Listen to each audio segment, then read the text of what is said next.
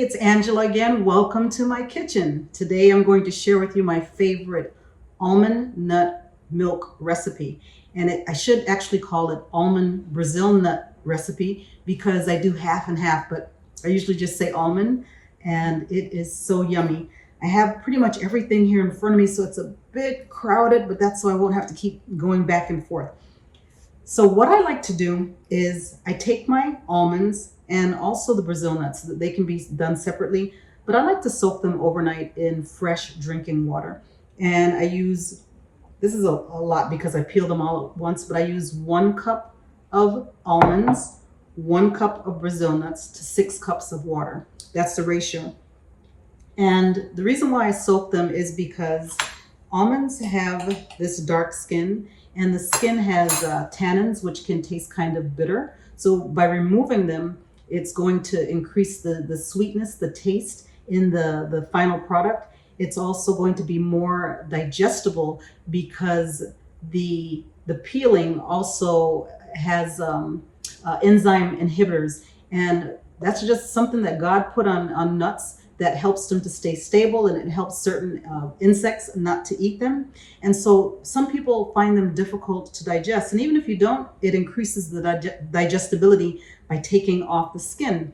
Also, it's a whiter, prettier milk, which tends to look like cow's milk, which a lot of people, when they're doing that substitution, they want to see that, and it looks cleaner. It doesn't have little pieces of pulp in it. So how does one peel an almond? First of all, you soak them overnight. It loosens it up and it helps to increase the digestibility, but it also helps the skin to be easier to. So what you're going to do is, there we go. I hold it and I squeeze it like that, and I pull it off.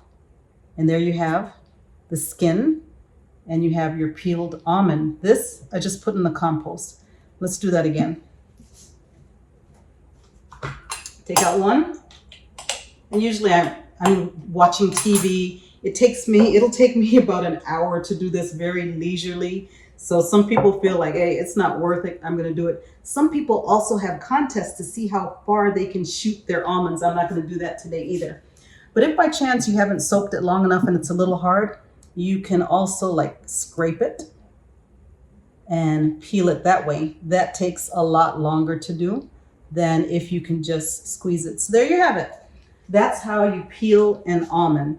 Luckily, I peeled some previously, because what that allows me to do is when I want to make milk and I'm in a rush, then I go ahead, I just take them out of my container and I'm ready to go. Whereas if I had to, now I have to soak them overnight and then I have to peel them. You're talking like 2 days later. So if you have some of these on hand, it's great. The Brazil nuts, sometimes I soak them, but I don't peel them because you see a lot of the skin is off of them. And so we don't have that much of an issue with that. So the Brazil nuts, I don't peel. So you're going to put in your blender a cup of Brazil nuts to a cup of peeled almonds. And of course, you don't have to do it, but I gave you the reasons why I do mine. And to that, even though we're using 6 cups of water, we're going to start with about, let's see. Yeah, let's start with 2 cups first and get all of it blended, because if I do the whole 6 cups, it's going all the way up here and it makes it more difficult to blend. So we're just going to get these blended first. Here we go.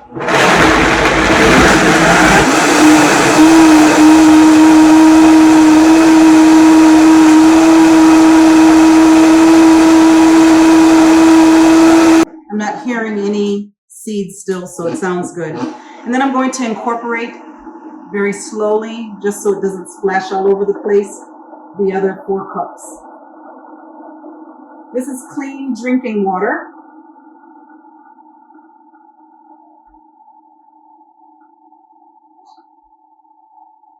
Okay, and it's all mixed. All right.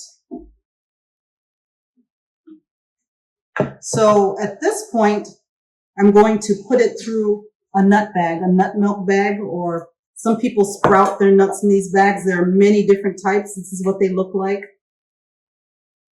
Different ones. My favorite one is this one that someone actually made. I like it because the holes are smaller and it creates an even creamier, smoother milk. So here we go. I'm going to pour it through here. And as always, hands are clean. I like to keep my fingernails short.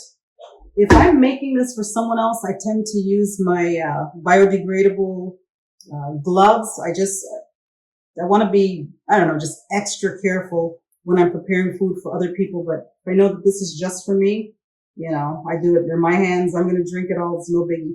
So after pouring it through the bag, as you see, I have a container to catch all of the liquid in.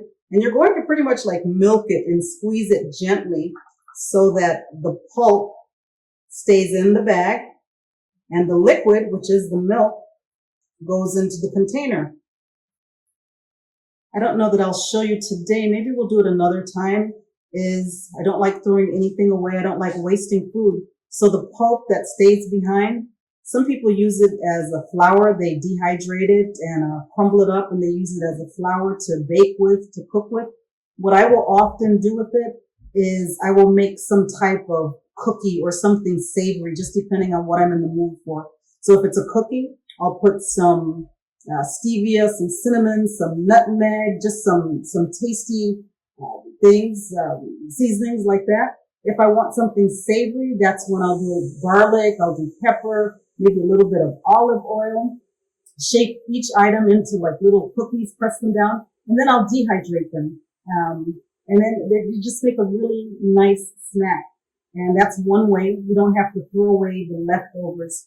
You could also compost them if that's what you want to do. But try to find ways that you're not wasting it. I think there's all kinds of things. You put it in homemade cereal. I'll show you how to make that one day as well. So there, that's pretty dry. You'll see there's still some coming out. It's pretty dry. Okay. And here it is. My towel. And here you have your milk.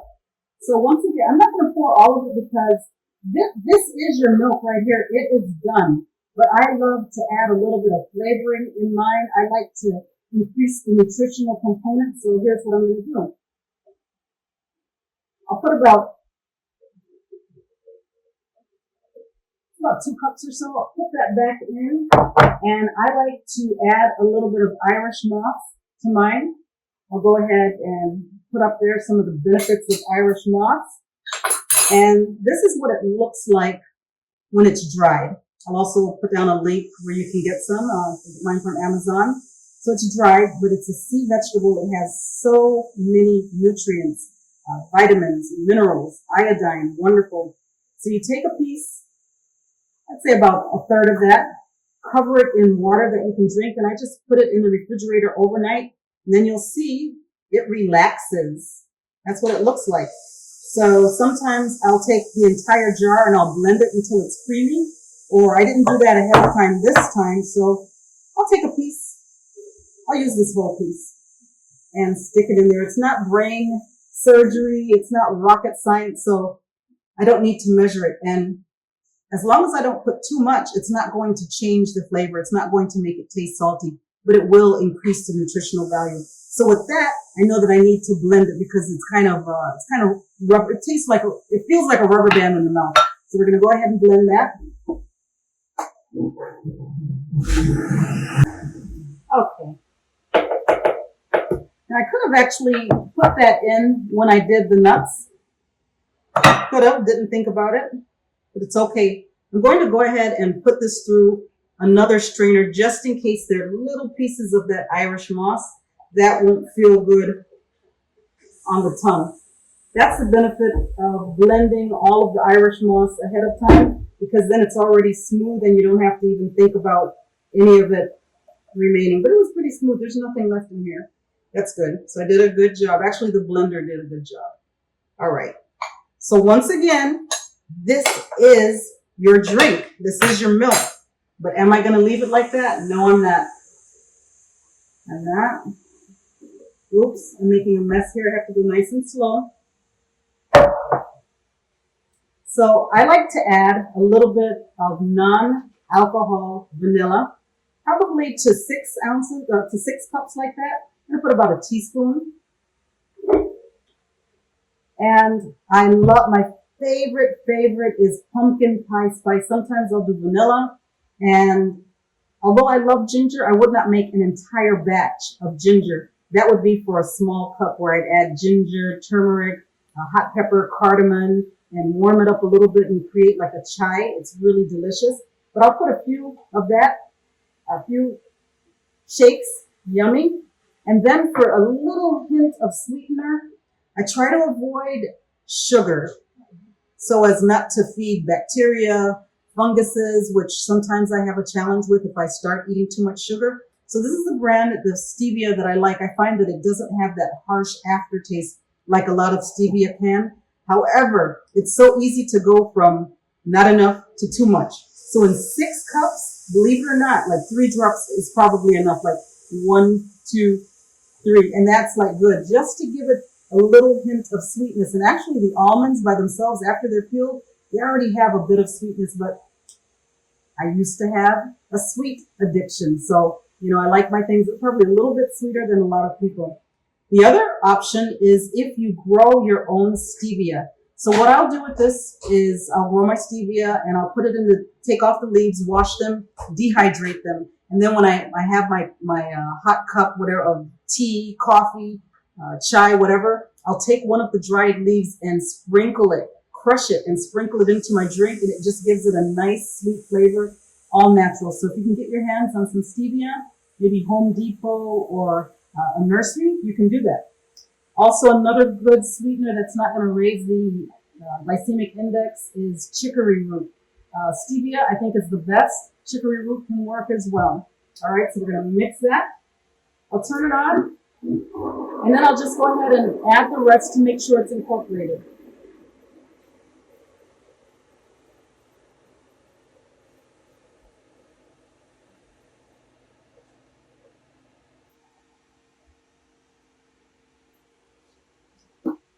All right, the moment of truth. Let's see.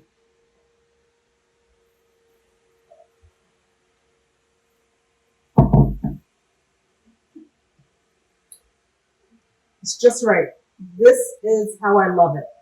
If you want yours creamier, just remember to reduce the level of water or increase the level of nuts. Either way will work, and you'll get to that point where you start knowing intuitively how you like yours. But this is perfect for me. I use it over my homemade cereal. I will sprout buckwheats. I'll make maple pecans. I'll do maple pumpkin seeds and sunflower seeds, and I'll put that all together and pour some of this chilled over it. So delicious. I'll show you that in another video. But this is awesome. Until next time, bye. Thanks for watching.